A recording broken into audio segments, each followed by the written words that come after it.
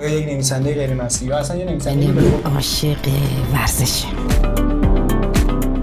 کار خب اونم 2 تا سرچ کن یاد بگیر چجوری باید میگم چی گفتم. غذای مورد علاقت چیه؟ چلو کباب، کرفس برگر. کرفس برگر؟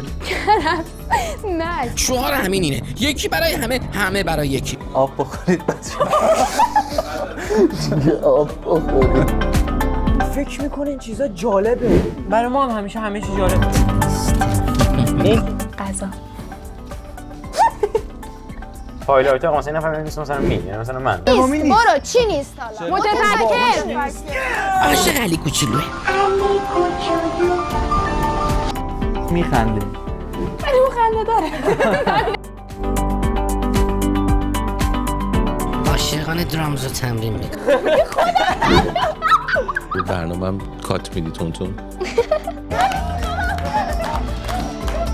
جوونای نوجوانا اصلا دوست ندارن که حتی شبیه اینا باشن. احساس کردم که درک میشم تو این مسیر. اینکه بابام دوباره بتونه حرف بزنه.